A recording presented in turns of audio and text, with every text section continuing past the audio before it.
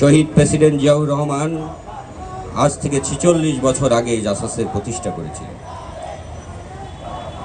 আজ যে ৫ই আগস্টের যে বৈষম্যবিহীন সমাজ গঠনের জন্য যে আন্দোলন শুরু হয়েছে, যে আন্দোলনের মাধ্যমে একটি স্বৈরাচারের পতন হয়েছে, ঠিক ৪৬ বছর আগে শহীদ প্রেসিডেন্ট জিয়াউর রহমান যে জাসাস সৃষ্টি করেছিলেন, আজকের ৫ই আগস্টের সেই আন্দোলনে কিন্তু এই সংস্কৃতি শিল্পীদের অনেক বড় ভূমিকা তৈরি হয়েছে।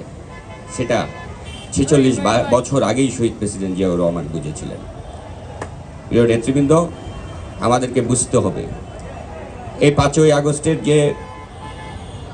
যে পতন, একজন সারা দেশ যে উদ্বেলিত হয়েছে, তার মধ্যে শিল্পীদের, গানের, সংস্কৃতির অনেক বড় ভূমিকা ছিল।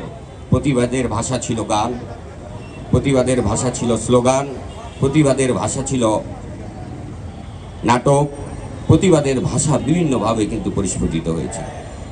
তাই আজকের যে আবেগ, সেই আবেগকে ধরে রাখতে হলে আমাদেরকে এই জাসাসের মাধ্যমেই যে জাগরণের সূচনা হয়েছে সেটিকে আরও বিস্তৃত করতে হবে এবং দেশনায়ক তারেক রহমানের যে ঘোষিত ৩১ দফা, সেই ৩১ দফা বাস্তবায়নে জাসাস একটি পরিপূরক নাম হিসেবে গড়ে তুলতে হবে।